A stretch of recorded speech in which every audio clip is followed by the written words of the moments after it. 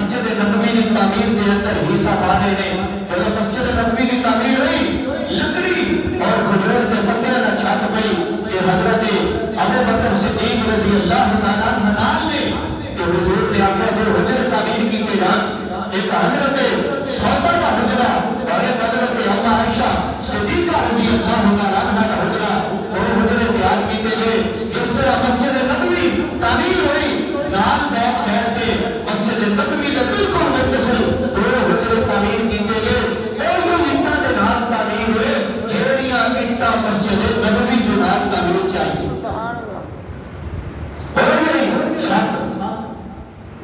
حضرت اما عائشہ کا حضور کا نکاح ہو گیا سی رشتی اگر نہیں سی ہوئی کہ حضرت عائشہ کا حجرہ اور حضرت سودا کا حجرہ دو حجرے تعمیر کیتے گئے.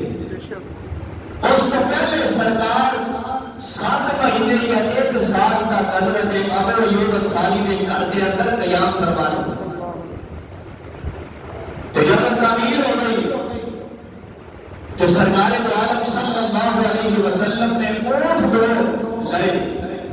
حضرت زید بن حارثہ اور ایک اور صحابی رسول نے آپ نے انہوں نے بھیجا کہ مکہ المکرمہ چلے جاؤ کہ جا کے رکھو میرے اہل خانہ حضرت ام کلثوم حضرت فاطمہ کو لے کے کہ مدینہ المنورہ آ کر پھر وہ لے کے آئے.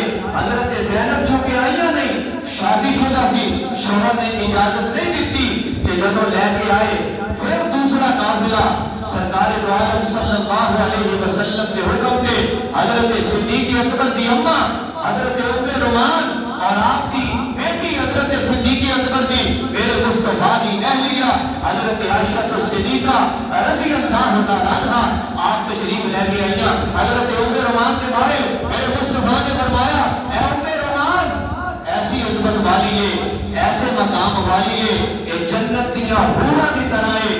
کیوں کہ اینے اونا وقتاں دے اندر میرا مصطفیٰ دا بڑا ساتھ دیتا.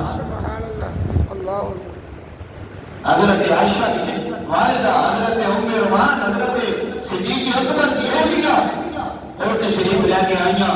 پھر وفد آتے گئے مسجد نبوی کی مدینہ المنورہ وقت کے نال نال توسیع ہوتی گئی ہوتی چلی گئی. اللہ تعالیٰ اس گھر کی زیارت سانوں بھی نصیب فرمائے. اوتھے دیاں نمازاں اوتھے دے اوقات اوتھے دیاں رونقاں کیا بات ہے. ساری کائنات دیاں رونقاں ایک پاسے لیکن رب دے گھر تے میرے مصطفیٰ دے در دیاں رونقاں ساری کائنات رل جائے لیکن جو برکات تے انوارات میرے رب دے در تے حضور دے در تے اتر دے نے ساری کائنات کتے